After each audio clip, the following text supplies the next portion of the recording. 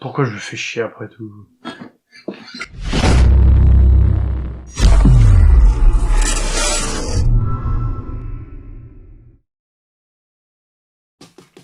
Et bien donc bienvenue dans cette première vraie vidéo de la chaîne YouTube Monsieur Chaos, qui va t'expliquer un petit peu le business de la musique. Et on va commencer cette première vidéo avec le thème pourquoi faire de la musique. C'est vrai, après tout, pourquoi? Quel est le but? Il faut toujours avoir un but à atteindre.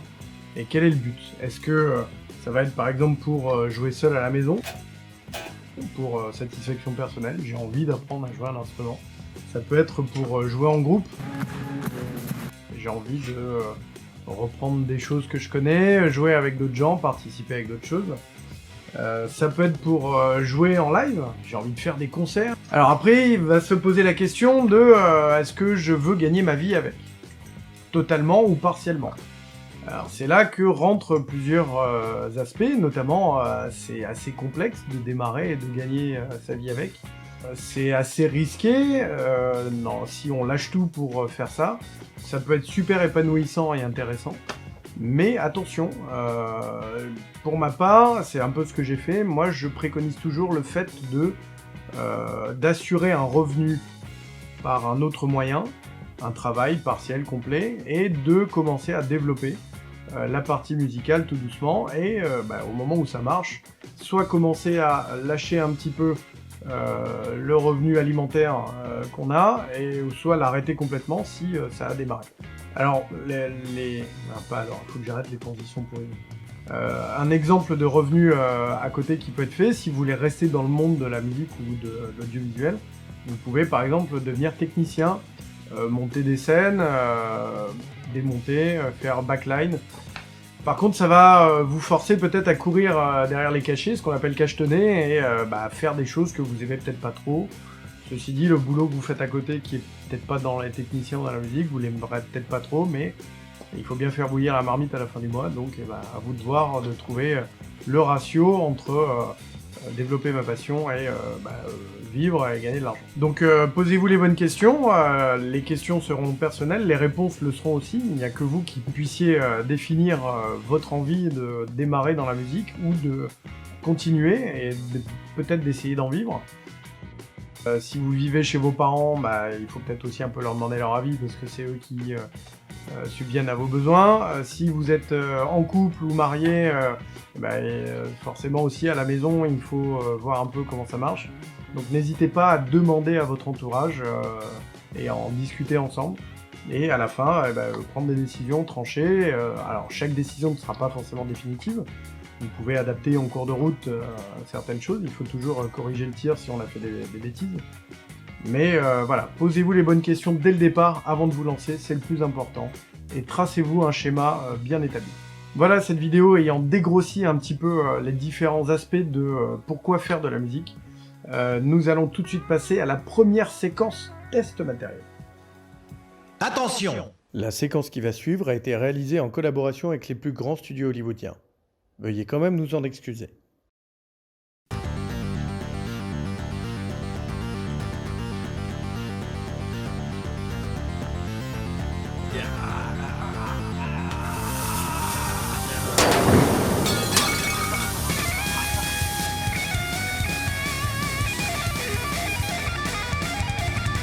Test matériel. Alors je suis très heureux et particulièrement touché de démarrer cette première séquence test en vous présentant un instrument un petit peu atypique, une guitare donc qui est la Burns Brian May Signature, la guitare de Brian May, la copie de la Red Special de Brian May.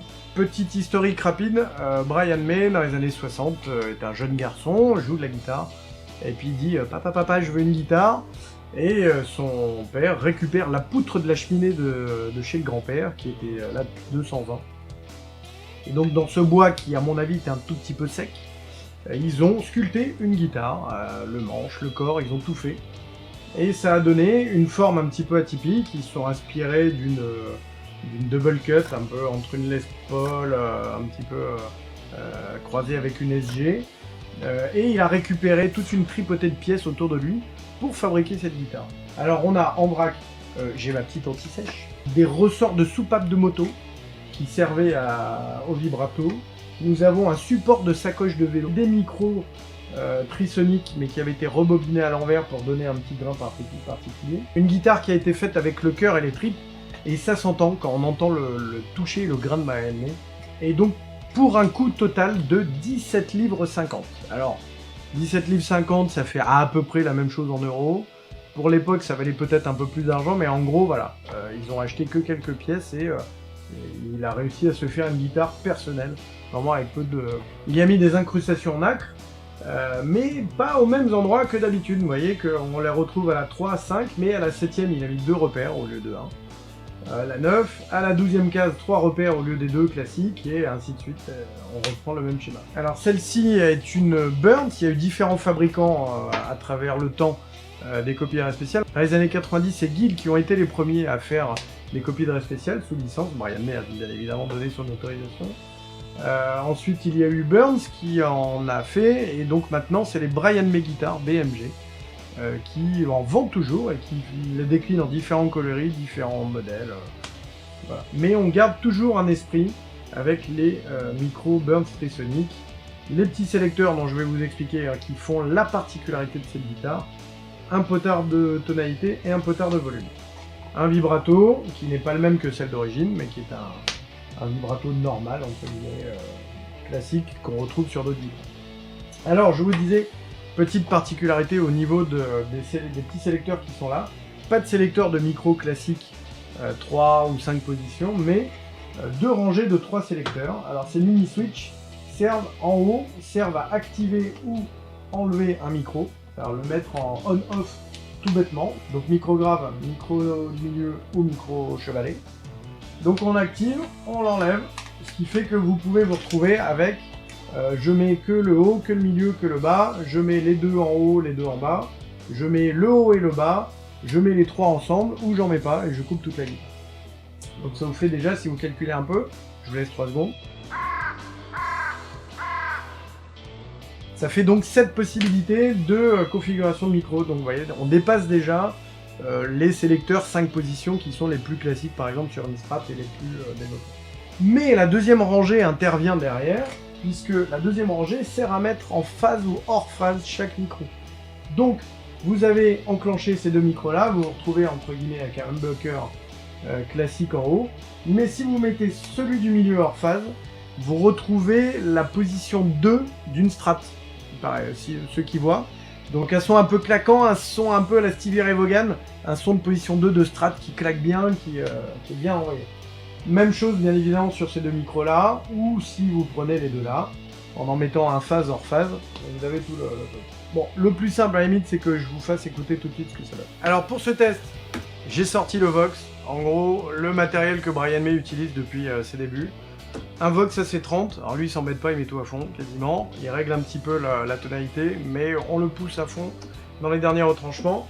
Et pour avoir le son, un des secrets du son de Brian May, il vous faut un treble booster. Le treble booster est une pédale qui va booster les fréquences aiguës et un petit peu médium aussi, et qui va vous donner du mordant dans le son. Le mien est une Guild de Brian May, j'ai un peu cherché des infos sur cette pédale qui a l'air assez rare.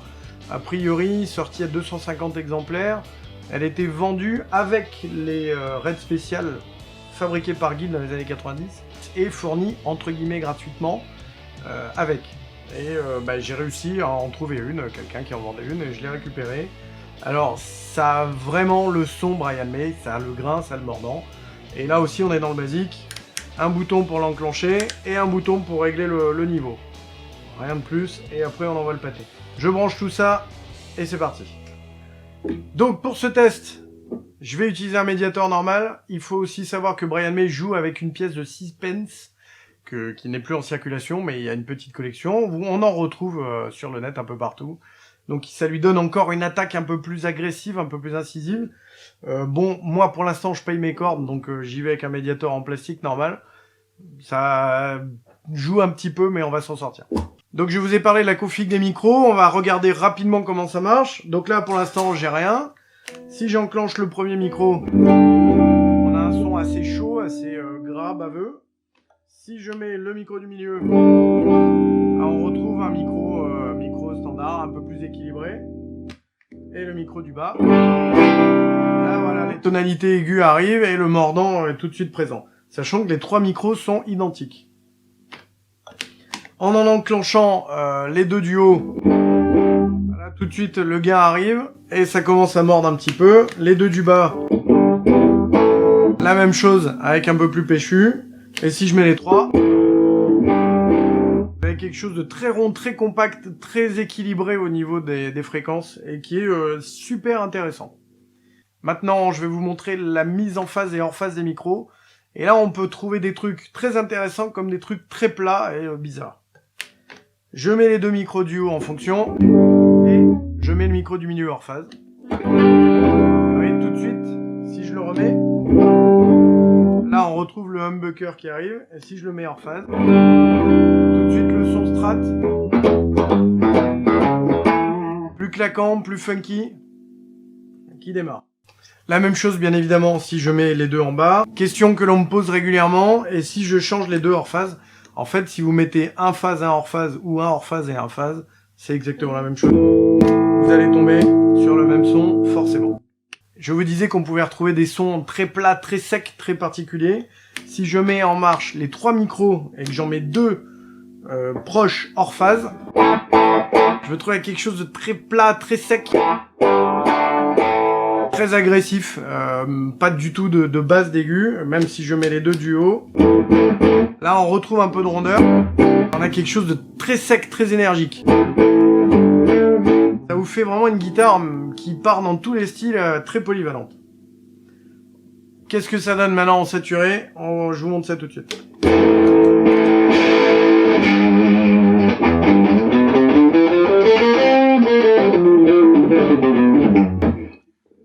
Alors en son saturé, qu'est-ce que ça donne? Donc là j'ai poussé le Vox un petit peu dans ses retranchements comme je vous disais tout à l'heure. J'ai la pédale de treble qui n'est pas encore enclenchée et vous allez tout de suite l'entendre, vous allez voir ce que ça donne. Donc là j'ai enclenché les deux micros du haut. Ils sont très gras, très crunch. Et dès que j'appuie sur la pédale,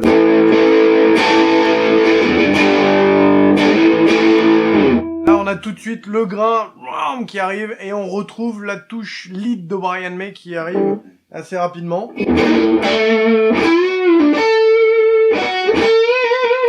Vous voyez, ça vient faire un lead très onctueux, très beau, très années 70-80, un peu typé dans ces années-là.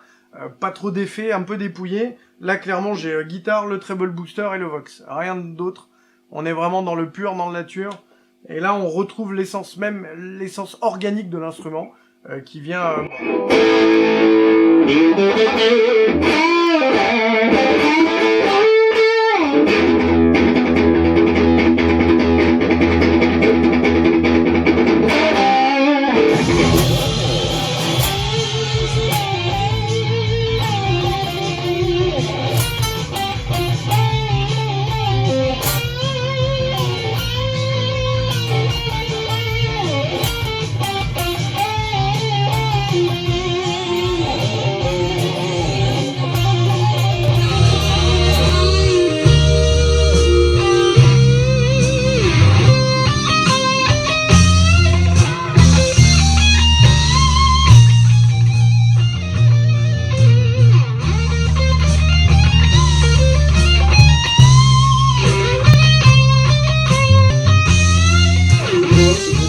C'est bon?